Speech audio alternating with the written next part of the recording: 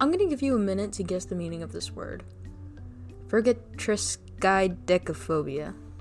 Hint, it includes the suffix phobia. I bet you didn't guess it was the fear of Friday the 13th. Did you know that? According to the first 3 websites that came up when I searched the most common fears, some of the most common phobias include a fear of darkness, a fear of heights, a fear of spiders. And according to yours truly, some of the silliest phobias include hippopotamonstroseskipadeliaphobia, fear of long words, phobophobia, a fear of phobias. I mean, this video is probably great for exposure therapy. Congratulations on making it this far. Pantophobia, a fear of everything. I can't even imagine what this would look like. Like, While I was doing research for this video, one of the fears that I kept coming across was a fear of bugs, which makes sense, but honestly, whenever I think of bugs in like a general sense, I think of that scene from The Lion King where Simba learns that those aren't bugs, they're grub. Oh, or the chocolate bugs from Coraline.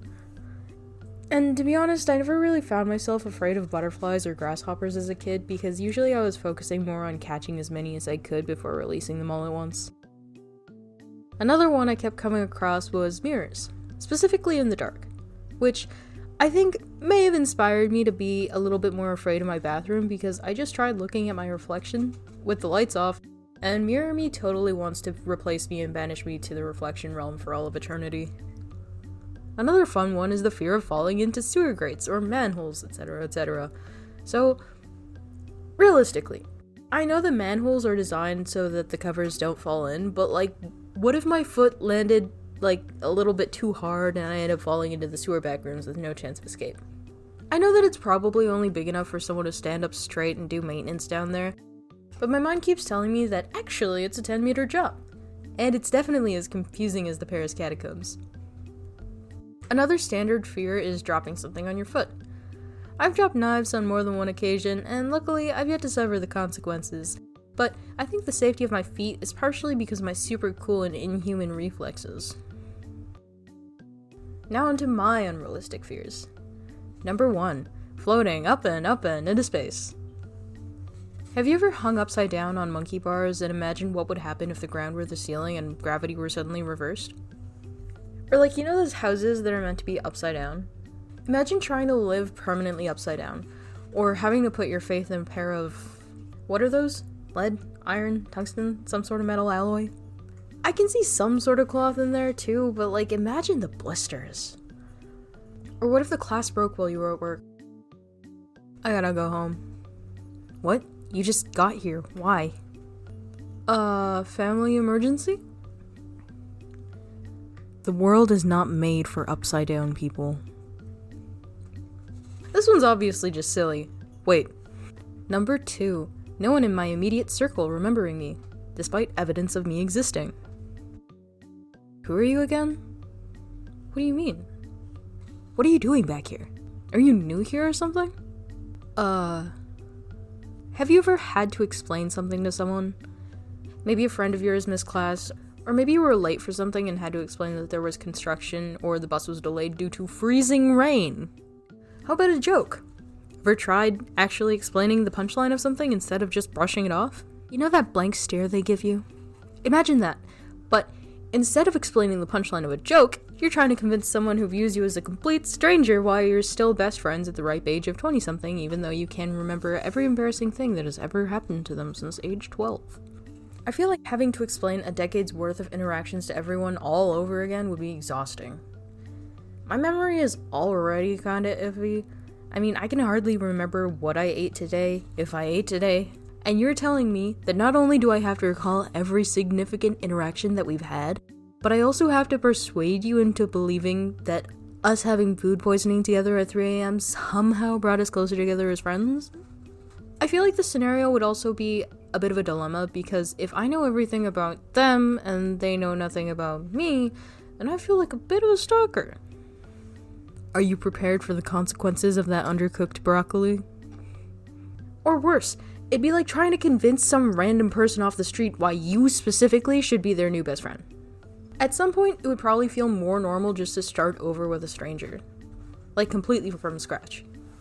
Ooh, or maybe if you pretended like you were strangers from the start, but you use your knowledge of them as leverage in rebuilding a meaningful relationship. No. That's definitely crossing some sort of moral line. This would be incredibly annoying to deal with, but I feel like there's enough evidence of my existence to back up my claims, so it wouldn't be the end of the world. I doubt everyone would have the coordination required for me to believe that they actually forgot about me. Number 3. Zombies. I mean, you know the drill. Pretty scary, not gonna lie, don't think I would make it past season 1. Like, that's ever gonna happen. Number 4. A world without people. Like, not even a body remains. Picture this. It's summer, and it's too hot to go outside, but worse, you've spent the first half of your weekend sleeping through the hottest parts of the day. And now that you're finally awake, the only open store in your small town is a 45-minute walk away. But you decide the sweet, succulent taste of a slushie will be worth the slightly sweaty walk back, and decide to start your journey. However, when you get there, there's no clerk. Maybe they're in the bathroom, or maybe they fell asleep, or they're just, You approach the employee-only door to peek into the back, calling out to see if anyone responds. When no one does, you go back to the till and wait a few more minutes. Eventually, you pull out the emergency $5 bill from your wallet, leave it on the counter, and head home. You spend the rest of your weekend doom-scrolling, doodling, and staying inside in front of the fan, hardly even moving to refill your water bottle. On Monday, you head into work as usual, but the manager isn't there to open the store. After an hour of texting with no reply, the sun begins to rise higher and higher, and you decide to head home, because you don't plan on dying from heat stroke today. It continues like this for a while, and you begin to realize that no one is responding to your messages.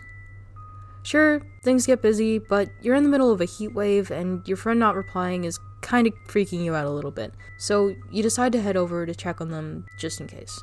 When you get there, you see their car in the driveway, but it's not like them to go days without talking. So you head up to their door and knock. No reply. You knock again. Still nothing. Reluctantly, you make your way to their backyard, retrieving the hidden key from the gnome on their back deck and heading inside. It's not a big place by any means, but after 20 minutes of searching, they're nowhere to be found. You try to shrug it off. Maybe they went for a walk? But that's when you see their keys hanging by the front door. The door that is very much still locked. It's unsettling, but you remember seeing the neighbor's car earlier, so you try their house instead. No one answers. You check the next house with the car, and the next one, and the next one. A shiver runs down your spine as the quiet begins to settle in the air, and you recall a scene from that one crime show you watched ages ago. Once is nothing, twice is a coincidence, a happenstance if you will, but 3 times is a pattern. The pit in your stomach sinks further as you pull out your phone, because surely someone somewhere would have said something.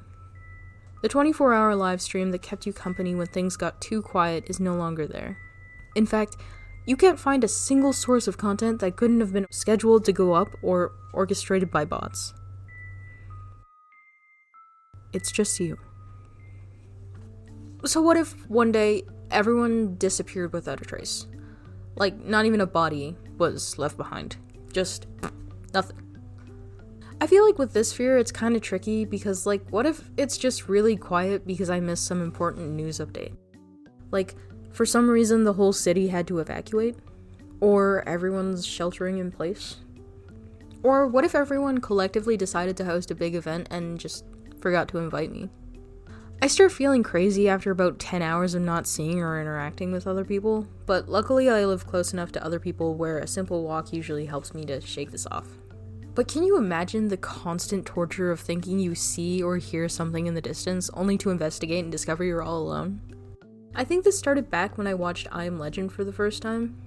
Walking around an empty city to scavenge for supplies only to mistake mannequins for people would drive me insane.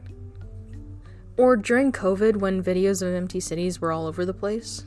You know, the ones where animals would be wandering the streets now devoid of humans. I think seeing places devoid of life, where there's usually a ton of people, just kinda gives me the heebie-jeebies. After coming to terms with it, I think the conflicting feelings of freedom to do whatever, but also knowing that there isn't anyone to share it with, would probably erode my sense of reality over time until I eventually settled on living out the rest of my days feeding the pets that were left behind to cope with my feelings of existential dread. You know? The level of gaslighting required in order for me to believe that I was the only human, not the last human, but the only one to ever exist, I wouldn't last 3 days. In fact, I would rather single-handedly pluck each hair from my left leg before spontaneously combusting than have to deal with this situation. I mean, obviously it'd be pretty hard for everyone to disappear overnight, right? Number 5. Everyone hating me for something I never did. Hey, do you know where the... excuse me, but do you know how to get to... Oh my god, is that... Yeah, the one who... What did I do wrong? Oh no, don't pick that one. What? Why? Look at it. Woof. Ah! If I'm being completely honest, this is one of my biggest fears. I like to think that I have some sort of idea as to how other people view me. Maybe that one? Like, at worst, I know that after I leave the gym, I'm probably gonna be smelly, or if I don't brush my hair, it's gonna be a little bit messy, right? But imagine people staring for seemingly no reason. The constant sense of everyone being able to perceive something about me which I can't would drive me insane. Or worse, I do something that's horrible, but I have no memory of it. Like, what if I accidentally murdered a bunch of people in my sleep? But because I can't remember it, every attempt I make at apologizing just feels hollow, and... This wouldn't be the worst thing on this list, but it definitely still haunts my dreams. Realistically, people have their own problems to worry about. Like, what if all their friends were really well coordinated on April Fool's Day? Who are you again? Why are you in my house? Number 6. Cannibalistic herbivores. If you've ever fed a horse, then you're probably familiar with the fear of them chomping your hand off when you go to feed them. And if you've seen The Lion King, then you know that hordes of running mammals are not to be trifled with. Did you know that ravens can mimic human speech? Point is, herbivores are already kinda scary as is, but can you imagine if they ate meat? Not in like a scavenger sense of eating what's available, but like, can you imagine if they actively hunted and sought out meat like a sweet treat? Aw, look at this cute bunny! Now what if we just... Bam! Bunny eating a squirrel. Dang. Or... Huh? Or even... Quickly, everyone get inside! The birds are coming. Canada doesn't have any people eating freshwater fish that I know of. And I don't regularly swim in lakes, but that'd be a bummer if I had to worry about my giblets getting bit off every time I went for a swim. Even if this did happen, I feel like it'd eventually become another pest problem. Like, maybe more precautions would have to be taken when you went camping? I feel like the closest you could get to this fear in actuality is with rabies. I doubt we'll be facing down hordes of aggro reindeer anytime soon, but like, I'm gonna cross my fingers that Santa isn't running the North Pole equivalent of Marineland. Bum bum bum! The most inconvenient fear is... everyone hating me for something I never did. Imagine walking into a Burger King and they forget to add foot lettuce to your foot burger. This low-key affects my ability to interact with other people. And goofiest fear. Floating up and into space. If it weren't for those guys, I doubt this would have ever popped up. This has given me some wacky dreams though. Thanks for watching. Adios.